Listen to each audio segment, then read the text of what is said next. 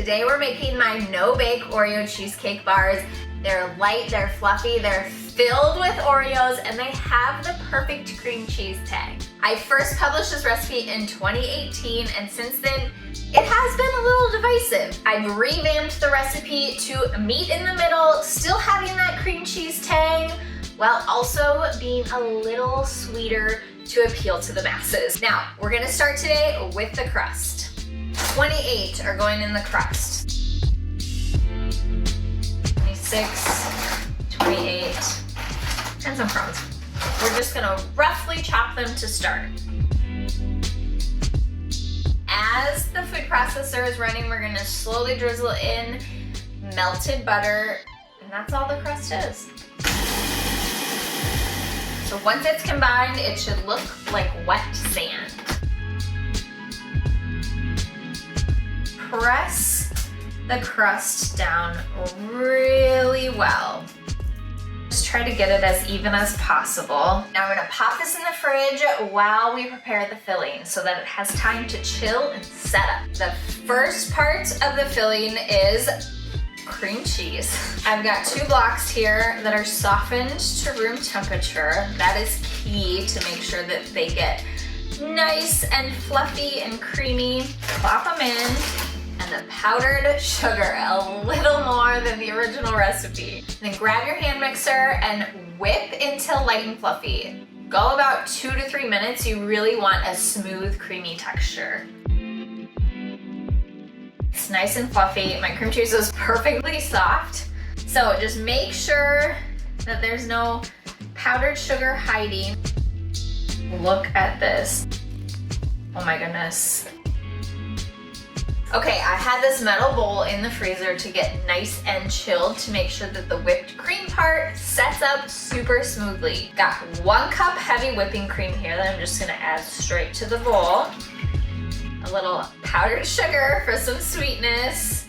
Again, you can sift it if you need to, and a little pinch of vanilla extract. If you've made whipped cream before, you know we're just gonna whip it up.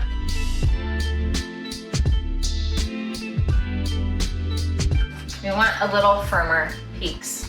Now, we're going to gently fold the whipped cream into the cream cheese mixture. What does that mean?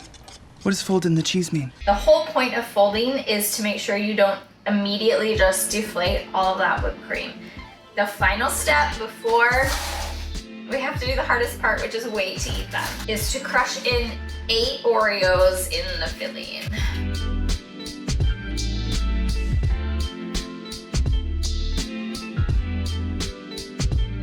You might as well.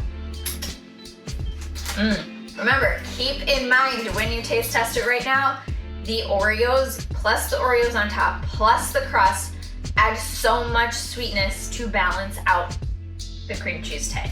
Let's get the crust. I'm gonna bring you up close to show you this filling going in. I like to use one of these little scrapers to spread it. Of course, you could use your spatula too. So again, do this gently so that you don't deflate the bars. Last thing is if you're gonna serve them the same day, go ahead and put the Oreos on top before you chill them. No harm done. If you're gonna serve them the next day, I would wait to top them with the final Oreos because they do get a little soft in the fridge. So having that crunch on top and the fresh Oreo really adds a lovely textural component. Your choice.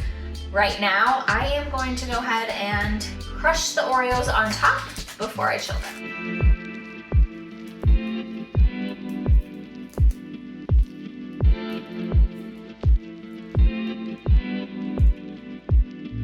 I recommend chilling them for at least 4 hours so they really set up into perfect bar form. So we'll be back to dive in. 3 hours later. Okay, let's give it a try. Oh, these are they look so perfect. So light and fluffy. The bits of Oreo throughout are just so good. And I gotta say, It's got the perfect balance of tang and sweetness. I'm so curious to hear what you think. So make them, leave me a comment and let me know. Did I finally achieve the perfect balance? I will see you back here next time with another delicious, who knows, bar, dinner, we'll see. Happy eating.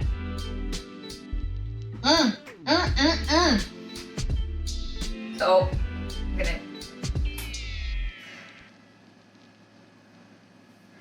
I'm gonna, okay.